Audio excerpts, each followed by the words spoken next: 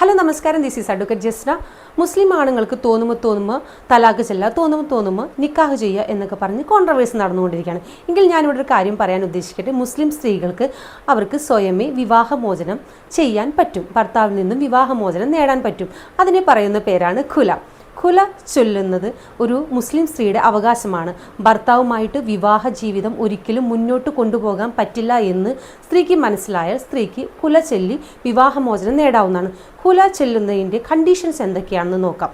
ഖുല ചെല്ലുന്ന സ്ത്രീ അവർക്ക് ഭർത്താവ് നൽകിയ മഹർ തിരിച്ചു നൽകണം. അതുമാത്രമല്ല ബന്ധുക്കളും പണ്ഡിതന്മാരും എല്ലാവരും കൂടി ചേർന്ന് ഒരു മീഡിയേഷൻ നടത്തുകയും ആ മീഡിയേഷൻ പരാജയപ്പെട്ടു എന്നുള്ളൊരു നോട്ടീസും, അതായത് ഡിക്ലറേഷൻ നോട്ടീസ് കോടതിയിൽ കൊടുത്താൽ, ആ കോടതിയിൽ ഡിക്ലറേഷൻ കൊടുക്കുന്നതിൽ മഹർ തിരിച്ചു നൽകിയെന്നും മീഡിയേഷനിൽ ഇവരുടെ ബന്ധം പരാജയപ്പെട്ടും എന്നുള്ള കാര്യം ചൂണ്ടിക്കാണിച്ചിട്ടുള്ള ഡിക്ലറേഷൻ നൽകിയാൽ കോടതി അവർക്ക് വിവാഹമോചനം നൽകുന്നതാണ്.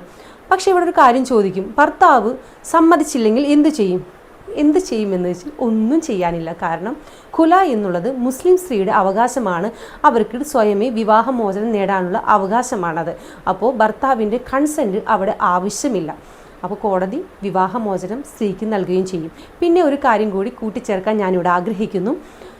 ഖുല നേടിയ, വിവാഹമോചനം നേടിയ സ്ത്രീക്ക് ഭർത്താവിൽ നിന്നും ഒരു മെയിൻ്റനൻസോ ഒരു ആനുകൂല്യങ്ങളോ ലഭിക്കുന്നതല്ല.